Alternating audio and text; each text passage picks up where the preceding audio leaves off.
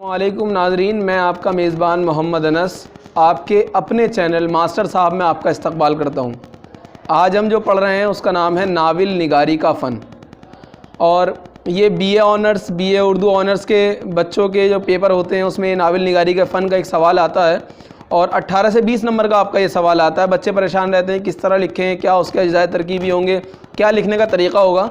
तो आज की इस वीडियो में हम वो तमाम चीज़ों को जानेंगे। आइए वीडियो शुरू करते हैं। नाविल निगारी का फ़न। क़िस्सा जब तक ख्वाबों और ख़यालों की भूल भुलैया में गुम रहा दास्तान कहलाया। जब उससे निकलकर हकीकत की दुनिया में दाखिल हुआ तो नाविल के नाम से याद किया जाने लगा। गोया नाविल दास्तान ही की तरक्की याफ्ता शक्ल है। यानी पहले ज़माने के अंदर दास्तानें कही जाती थी, लेकिन अब जब उसने तरक्की की और वो हकीकत की दुनिया के अंदर आया। दास्तानों के अंदर परियों की कहानियाँ हुआ करती थी, जिन भूतों की कहानियाँ हो रही हैं। तो अब जब ये तरक्की याफ्ता ज़माना आया उसके अंदर हकीकत की तरफ दुनिया ने रुख किया कि हकीकतन क्या चीज़ है। तो हकीकत की तरफ जब रुख हुआ तो वो जो शक्ल कहलाई वो दास्तान की जगह नाविल कहलाई। तो यानी गोया नाविल जो है वो दास्तान की तरक्की याफ्ता एक शक्ल है। दास्तान फ़ुर्सत और कम इल्मी के ज़माने की पैदावार थी, नाविल कम फ़ुर्सती और साइंस के ज़माने की ईजाद है। यानी दास्तान उस ज़माने की ईजाद थी कि जब लोगों के पास फ़ुर्सतें बहुत थी, लोग बहुत फ़ुर्सत से रहा करते थे कि कई कई दिन, कई कई रातें और सौयों रातें इंसान सिर्फ दास्तान सुन रहा है, उसके पास वक्त इतना है। लेकिन जो नाविल है वो साइंस और नए ज़माने की पैदावार है।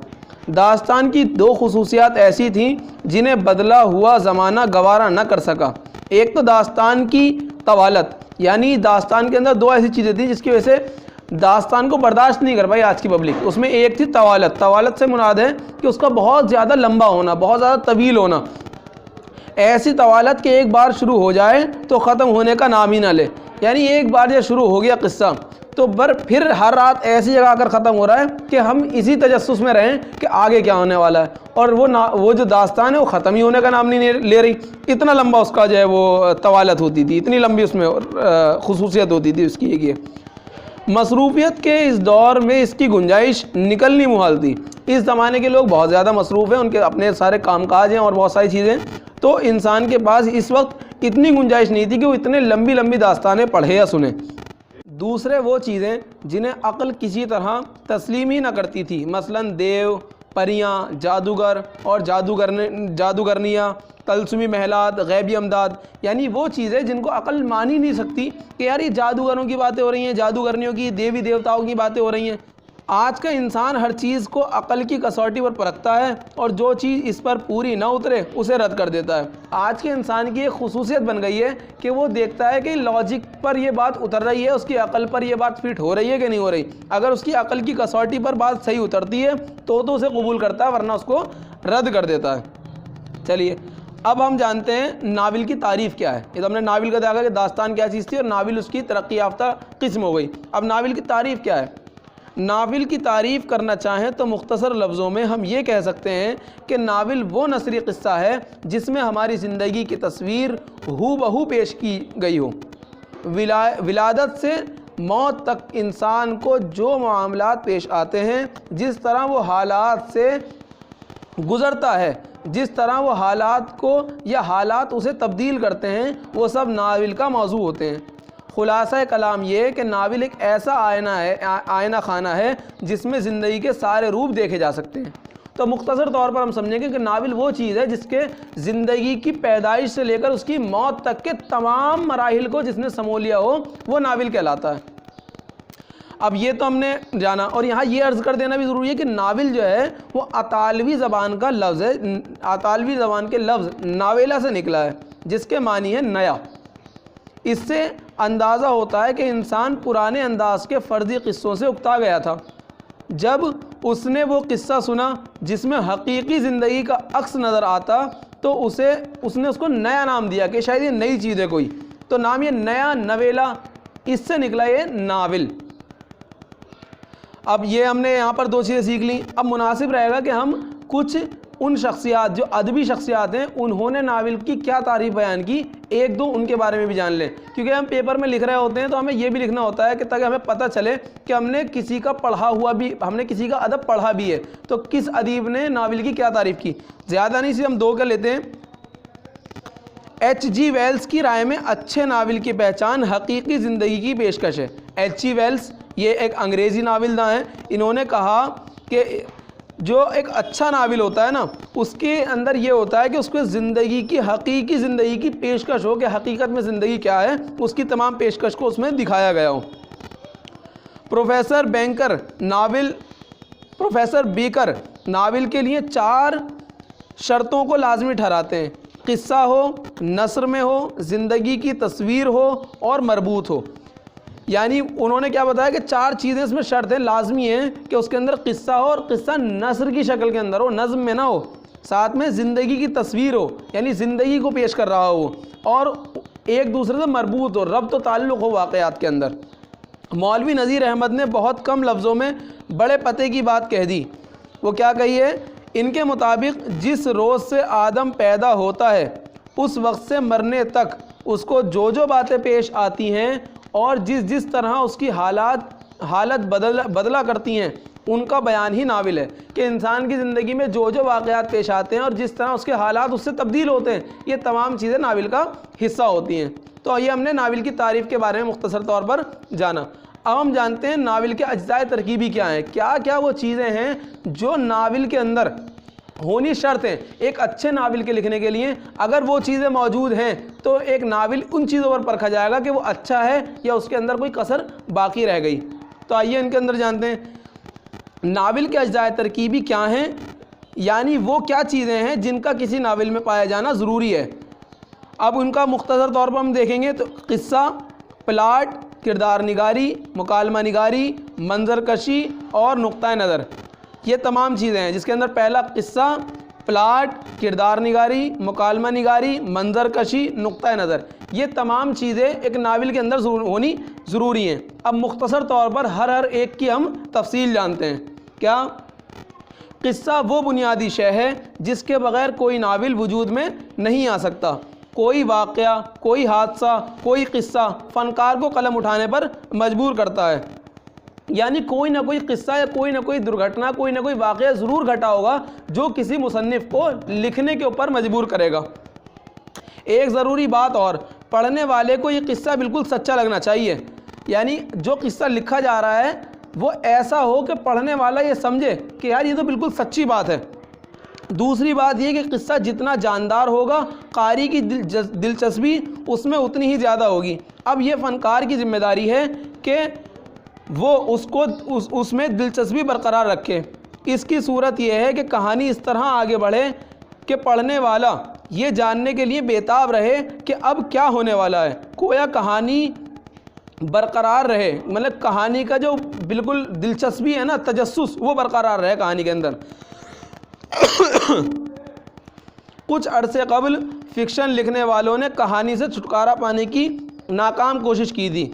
ये सूरत ना बरकरार रह सकी और ना रह सकती थी। यानी कहने की बात यह है कि कारी जो है वो किस्सा ऐसा लिखे कि जो दिलचस्प हो, और दिलचस्प होने के साथ साथ वो उन तमाम चीज़ों को शामिल करे कि जो फितरी महसूस हों और जो हकीकत लग रही हों। तो ये था किस्सा। अब जानते हैं प्लाट के बारे में कि प्लाट किसे कहते हैं। प्लाट किस्से को तरतीब देने का नाम है। एक कामयाब फ़नकार वाक़यात को इस तरह तरतीब देता है जैसे मोती लड़ी में पिरोए जाते हैं। इन वाक़यात में ऐसा मंतकी तसलसल होना चाहिए कि उसके बाद दूसरा वाक़या बिल्कुल फितरी मालूम हो। यानी प्लाट जो है वो ऐसा हो कि एक के बाद एक किस्सा जब जुड़ रहा हो वो बिल्कुल अच्छी तरह मंतकी तौर पर जुड़ रहा हो, वाक़यात एक दूसरे से पूरी तरह पेवस्त हो, तो प्लाट मरबूत या गठा हुआ कहलाता है। और ये एक नावल की अच्छी बात है कि उसके अंदर जो वाक़यात हैं वो एक दूसरे से इस तरह जोड़े गए हैं कि वो बिल्कुल गठे हुए हैं और बिल्कुल उसके बीच में खला बाकी नहीं है।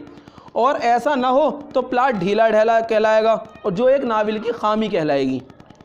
उमराव जान का प्लाट जो है वो गठा हुआ है और कसा हुआ है, जबकि फसाना आज़ाद का प्लाट ढीला ढाला है। नावल में एक किस्सा हो तो प्लाट अकहरा कहलाता है या सादा कहलाता है, यानी नावल के अंदर अगर कोई एक ही कहानी चल रही है तो वो कहलाएगा अकहरा। एक से ज़्यादा हो तो मुरक्कब, जैसे उमराव जान के अंदर है। उमराव जान के अंदर दो अलग अलग लड़कियों की कहानी है जो अलग अलग चल रही है, लेकिन आखिर में जाकर वो मिल भी रही हैं, तो वो क्या कहलाएगा? मुरक्कब कहलाएगा। तो हमने किस्सा जाना और प्लाट जाना। अब प्लाट के बाद हम देखते हैं किरदार निगारी। किरदार निगारी क्या चीज़ है? किरदार निगारी नावल का तीसरा अहम जुज़्व है। नावल में जो वाक़यात पेश आते हैं उनके मरकज़ कुछ जानदार होते हैं। ज़रूरी नहीं कि ये इंसान ही हो, हैवानों से भी ये काम लिया जा सकता है। ये अफराद एक किस्सा किरदार कहलाते हैं। ये जितने हकीकी यानी असल ज़िंदगी करीब होंगे, नावल इतना ही कामयाब होगा। किरदार निगारी से मुराद ये है कि किसी भी कहानी के अंदर कुछ ना कुछ तो किरदार होंगे, और वो जो किरदार होंगे वो जानदार होंगे, बेजान तो किरदार नहीं होंगे। जानदार के अंदर ये भी हो सकता है कि वो हैवान हो, जानवर हो, या वो इंसान हो, दोनों ही इसके अंदर शामिल हो सकते हैं। और किस्से के अंदर अच्छाई ये कहलाएगी कि वो जितने हकीकी ज़िंदगी से करीब तर होंगे उतना अच्छा है, उतना नावल कामयाब माना जाएगा। किरदार दो खानों में तकसीम किए जाते हैं, एक पेचीदा यानी राउंड, दूसरे सपाट यानी फ्लैट। इंसान हालात के साथ तब्दील होता है, ना हो तो उसमें और मिट्टी के मादों में कोई फ़र्क ही ना रह जाएगा। जिन किरदारों में इर्तका होता है, यानी जो किरदार हालात के साथ तब्दील होते हैं, वो राउंड कहलाते हैं। जैसे प्रेमचंद का होरी और अमरकांत, मिर्ज़ा हादी रुस्वा के उमराव जान और सुल्तान मिर्ज़ा, ये इनकी मिसालें थी। इसी तरह के किरदार जीते जागते कहलाते हैं और अदब की दुनिया में अमर हो जाते हैं। यानी ऐसे नावल के अंदर ऐसे किरदार कि जो हालात के साथ अपने आप को तब्दील करें, और ज़िंदगी के अंदर भी ऐसे ही है। जो इंसान हालात के एतबार से अपने आप को तब्दील करता रहेगा वो बका पाएगा, वो आखिर तक जमा रहेगा। तो इनको क्या कहते हैं? इनको पेचीदा और राउंड कहा जाता है। जो किरदार इर्तका से महरूम रहते हैं कि वो उन्होंने आगे बढ़े ही नहीं माहौल के एतबार से, जो इर्तका से महरूम होते हैं और पूरे नावल में एक ही से रहते हैं, वो सपाट यानी फ्लैट कहलाते हैं। नज़ीर अहमद के मिर्ज़ा ज़ाहिरदार बेग और सरशार के खोजी इसकी मिसाल हैं। ये दिलचस्प हो सकते हैं मगर सचमुच के इंसानों से मिलते जुलते नहीं हो सकते। ऐसा हो सकता है कि दिलचस्प है, पढ़ने में मज़ा आ रहा है, लेकिन असल ज़िंदगी से, असल इंसानों से मिलते जुलते महसूस नहीं होते। तो ये किरदार निगारी के ऊपर बात थी। अब हम जानते हैं मुकालमा निगारी। अब तक हमने क्या पढ़ा? किस्सा, प्लाट, किरदार निगारी। अब हम पढ़ रहे हैं मुकालमा निगारी। जानते हैं मुकालमा निगारी। मुकालमा निगारी पर भी नावल की कामयाबी और नाकामी का बड़े हद तक दारोमदार है। नावल के किरदार आपस में जो बातचीत करते हैं वो मुकालमा कहलाती हैं, जिसे हम डायलॉग्स कहते हैं। कारी की दिलचस्पी बड़ी रहती है इस चीज़ से कि जो उनके आपस की किरदारों की बातचीत है, यानी मुकालमा निगारी है, जो एक दूसरे के डायलॉग्स हैं, अगर वो दिलचस्प हैं, वो अच्छे हैं, तो कारी की दिलचस्पी बड़ी रहती है। इसी बातचीत के ज़रिए हम उनके दिलों के हाल जान सकते हैं और इन्हीं के सहारे किस्सा आगे बढ़ता है कि उनके दिल में क्या हालात हैं, क्या वो समझ रहे हैं, क्या वो सोच रहे हैं। तमाम चीज़ों को इनके डायलॉग से ही समझा जाता है कि किस किरदार ने क्या बात कही, तो इसका मतलब क्या है कि उसकी जहन में क्या चल रहा है। इस तरह की चीज़ें। मुकालमे के सिलसिले में दो बातें ज़रूरी हैं। एक तो ये कि मुकालमा गैर ज़रूरी तौर पर तवील ना हो और कारी उन्हें पढ़ने में उकता जाए, यानी ऐसा ना हो कि वो ऐसा डायलॉग हुआ कि जी कारी जो उसमें उलझ गया, यार क्या कहना चाह रहे हैं जनाब ये। दूसरी बात इससे भी ज़्यादा ज़रूरी वो ये कि मुकालमा जिस किरदार की ज़बान से अदा किया जा रहा है उसके हस्बे हाल हो। मसलन आलिम के मुकालमे ऐसे हों जैसे पढ़े लिखे आदमी के हो सकते हैं। यानी मुकालमा जो है, मिसाल के तौर पर किरदार है कोई डॉक्टर का, तो उसके डायलॉग्स भी ऐसे हों जो हस्बे हाल हो डॉक्टर के ही। ऐसा ना हो कि बात तो है तो डॉक्टर मुकालमे के अंदर, किरदार के अंदर, लेकिन बात कर रहा है चपरासी जैसी। ऐसा ना हो, एक है आलिम लेकिन बात कर रहा है बेपढ़े लिखो वाली। तो हस्बे हाल हो, जैसा एक आलिम है, जैसा मुकालमा उसका होना चाहिए वैसा ही हो। ये भी ख्याल रखना चाहिए कि मुकालमे किरदार की जहनी कैफियत के आयनादार होते हैं। जो मुकालमे होते हैं वो किरदार की कैसी जहनीत किरदार रखता है इसका आयनादार होते हैं। ये बताने वाला कौन है? वो मुकालमा है कि वो कैसी जहनीत रखता है। आज इंसान, हम कहते हैं ना कि इंसान जब बात करता है जब पता चलता है कि कितने पानी में क्या उसकी ज़हनियत है। भाई चेहरे मोहरे से तो नहीं पता चलता कि कौन कितना बड़ा आलिम होगा, कितना बड़ा अल्लामा होगा, कितना बड़ा पढ़ा लिखा होगा, लेकिन जब वो बात करता है तो हमें एहसास होता है कि इसकी क्या ज़हनियत है, ये किस तरह की फ़िक्र रखता है। ये तमाम चीज़ें हमें कब मालूम होती हैं? जब बातचीत होती है।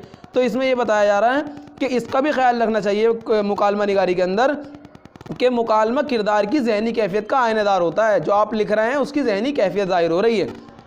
मसलन कोई शख्स गुस्से का आलम में गुफ्तगू करता है तो उसका अंदाज़े बयान कुछ और होता है, खुशी के हाल में बयान करता है तो कुछ और होता है। कामयाब फ़नकार मुकालमे लिखते वक्त इन बातों को ध्यान रखता है, यानी खुशी का इजहार, गम का इजहार, गुस्से का इजहार, ये तमाम इजहारात इंसान अपने मुकालमों से ही तो करता है, तो उसका हमें ख्याल रखना चाहिए। इसके बाद अगली चीज़ आती है मंजर कशी।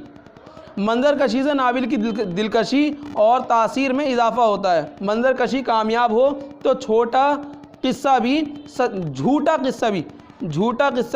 सच्चा लगने लगता है। उमराव जान अदा में हादी रुसवा ने खानम के कोठे का नक्शा ऐसी कामयाबी के साथ खींचा है कि पूरा माहौल हमारे पेश नज़र आ जाता है। उर्स, मेले, नवाब सुल्तान की कोठी का जिक्र है तो ऐसा किरदार कारगर मंजरकशी से नाविल की दिलकशी। अब हम पढ़ रहे हैं मंजरकशी के बारे में। मंजरकशी से नाविल की दिलकशी और तासीर में इजाफा होता है। मंजरकशी कामयाब हो तो झूठा किस्सा भी सच्चा लगने लगता है। उमराव जान अदा में रसवा ने खानम के कोठे का नक्शा ऐसी कामयाबी के साथ खींचा है कि पूरा माहौल हमारे पेश नज़र आ जाता है। यानी मंजरकशी ऐसी हो कि अब उमराव जान अदा एक घड़ा हुआ किस्सा है, झूठा किस्सा है, लेकिन कारी जो पढ़ने वाला है उसको ऐसा महसूस होता है कि वो बिल्कुल सच्चा है। जैसे अगर उसने बात कही किसी उर्स की तो वो बिल्कुल निगाहों के सामने आ गया, उसने कोठे की बात की वो बिल्कुल निगाहों के सामने आ गया, उसने किसी और हालात की बात की तो इंसान की आंखों के सामने वो तमाम तस्वीर खिंच जाए, ऐसी हो उसकी मंजरकशी। तो मंजरकशी में ये तमाम चीज़ें आती हैं और ये नाविल जो है, नाविल को कामयाब नाविल बनाती हैं ये चीज़ें। अब इसके बाद नुक्ता नज़र। नुक्ता नज़र जिस्म में खून की तरह फ़नकार के कलम से निकली हुई एक एक सुतूर में जारी व सारी होता है। सुतूर यानी लाइनों में। नुक्ता नज़र जिस्म में खून की तरह फ़नकार के कलम से निकली हुई एक एक लाइन में जारी व सारी होता है, जैसे खून हमारे रगों के अंदर दौड़ता है। हर इंसान और ख़ास तौर पर फ़नकार कायनात और उसकी हर शय को अपने ज़ाविया निगाह से देखता है। हर किसी का पॉइंट ऑफ व्यू देखने का एक अलग है, हर मामले में अपनी एक राय रखता है। हर कोई ना कोई किसी न किसी चीज़ के बारे में अपनी एक राय रखता है। जब वो किसी मौजू पर कलम उठाता है तो गोया उस पर अपने ख़यालात का इजहार करता है और अपना नुक्ता नज़र वाज़े करता है। वो पुख्ताकार है तो अपनी राय का बरमला इजहार नहीं करता और वो खुद कुछ नहीं कहता, बल्कि कारी से वो बात कहलवाता है जो उसके अपने दिल में होती है। यानी तो कारी के अंदर ये खुसूसियत रहती है कि वो जो लिखना चाहता है, जो वो बताना चाहता है ना, तो वो किसी जानिबदार होकर नहीं, किसी की तरफ झुककर बात नहीं करता। वो लिखता इस अंदाज में है कि जो उसकी राय है, जो उसकी ज़हनियत है, वो कारी खुद कबूल कर ले कि हाँ यार बात ये कहना चाह रहे हैं, ये बात सही है और ये बात गलत है। वो खुद कुछ नहीं कहता, बल्कि कारी से वो बात कहलवाता है जो उसके दिल में होती है। गर्ज ये कि हर तख्लीक के पीछे कोई नुक्ता नज़र कार फरमा होता है और मुसन्निफ इसी के खातिर तख्लीक का कर्ब झेलता है। मौलवी नज़ीर अहमद ने इब्नुल वक्त ये वाज़े करने के लिए लिखा कि बेसोचे समझे नक्काली इंसान को ज़लील व ख़ार कर देती है। बग़ैर सोचे समझे किसी चीज़ की नकल करना तो ये इंसान को क्या करती है? ज़लील व ख़ार करती है। इसका हर नाविल इस्लाही नुक्ता नज़र का हामिल है। यानी जो मौलवी नज़ीर अहमद है, इनको डिप्टी नज़ीर अहमद भी कहते हैं, उनका जो हर नाविल है वो एक इस्लाही नुक्ता नज़र रखता है। तो पढ़ने वाला कारी समझ जाता है कि मौलवी साहब क्या फरमा रहे हैं, इस बात में क्या कहना चाह रहे हैं, क्या उनका ही नुक्ता नज़र है। तो ये नुक्ता नज़र का भी बात आती है। सरशार फसाने आज़ाद में लखनऊ के तर्ज़ मुआशरत पर रोशनी डालना चाहते हैं। प्रेमचंद की नज़र देहात के मसाइल पर रहती है। यानी कारी पढ़ने वाला खुद ये बात समझ जाता है कि प्रेमचंद बात कर रहे हैं, किसानों की बात कर रहे हैं, गाँव की ज़िंदगी पर बात कर रहे हैं। ऐसे ही सरशार ने फसाने आज़ाद की बात की तो लखनऊ की मुआशरत तहजीब की बात की। इसी तरह मौलवी नज़ीर अहमद ने इब्नुल वक्त लिखा तो उन्होंने जाना कि किसी वक्त की कदर भी बताई और साथ में बताया कि किसी की नक्काली इंसान को जलील ख़ार बना देती है बगैर सोचे समझे। अब इसके बाद अगली चीज़ आती है ज़बान व मकान। हज़रात आप ये ना सोचें कि वीडियो थोड़ी लंबी होती जा रही है, ये आपके लिए बहुत फ़ायदेमंद है और मैं बहुत मुख्तसर तौर पर समझा रहा हूँ और इंशाल्लाह इसको आपको बहुत फ़ायदा होगा, तो आप बीच में ना छोड़ कर जाएँ, इसको पूरा ज़रूर सुनें। ज़बान व मकान। अब अगला चीज़ आती है इसके अज्ज़ाए तरकीबी के अंदर ज़बान व मकान। ज़बान व मकान को भी बाज़ नाक़दों